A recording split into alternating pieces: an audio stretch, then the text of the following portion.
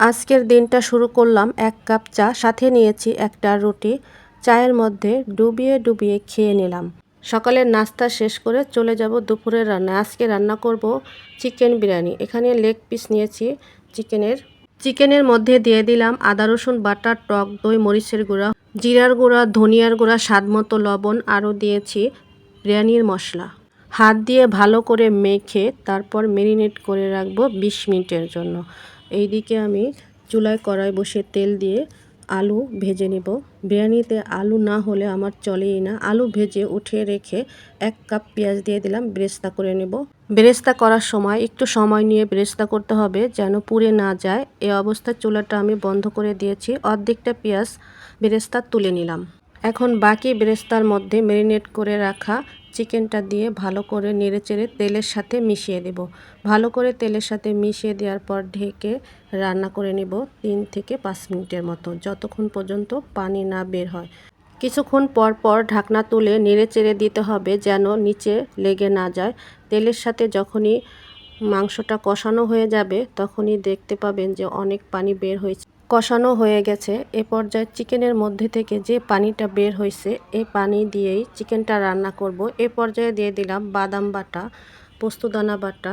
বাদাম বাটা দেওয়ার পর ভালো করে নেড়েচেড়ে মিশিয়ে দিলাম। এখন আরেকটু ঢেকে রান্না করে নেব। এই পর্যায়ে এখন দিয়ে দিলাম জাল করা ১ কাপ গরুর দুধ দিয়ে ভালো করে নেড়েচেড়ে মিশিয়ে ঢেকে রান্না করে নেব ৫ থেকে ৮ মিনিটের মতো। সাথে দিয়ে দিলাম ভেজে রাখা আলু।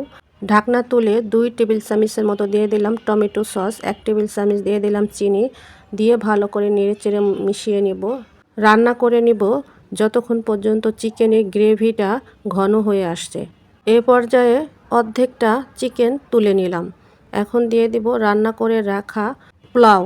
পাশের চুলায় আমি চিনি গুঁড়া চালটা রান্না করে রেখেছিলাম। পোলাও দেওয়ার পরে বেরেস্তা, কাঁচামরিচ দিয়ে আবারও দিয়ে দিলাম চিকেন, পোলাও, তারপরে দিয়ে দিলাম বেরেস্তা, কাঁচামরিচ, সব কিছু দিয়ে এখন দিয়ে দিব কেওড়া জল, সাথে দিয়ে দিলাম ফুড কালার দুধের সাথে মিশিয়ে, তারপর দিয়ে দিলাম লাস্টে দিয়ে দিব কেওড়া জল, এরপর দিয়ে দিব ঘি।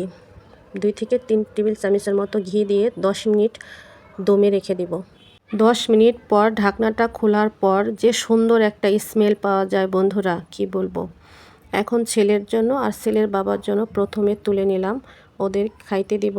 চিকেন বিরিয়ানি অল্প সময় খুব সহজেই রান্না করা যায়। আমি আমার ছেলের জন্য মাঝে মাঝেই রান্না করি।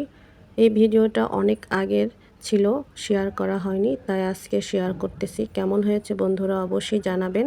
এই তো আমিও খেতে বসে গেছি। এদিক দিয়ে ছেলের বাবা টমেটো শসা দিয়ে সালাদ বানিয়েছে। এই তো সালাদ নিয়ে আমিও খাওয়া শুরু করে দিলাম। নিজে রান্না করেছি বলে বলতেছি না, সত্যি অনেক মজা হয়েছিল। কে কোন জায়গা থেকে ভিডিওটি দেখতেছেন অবশ্যই কমেন্টে জানাবেন। ভালো লাগলে লাইক দিবেন। সবাই ভালো থাকবেন। আল্লাহ হাফেজ।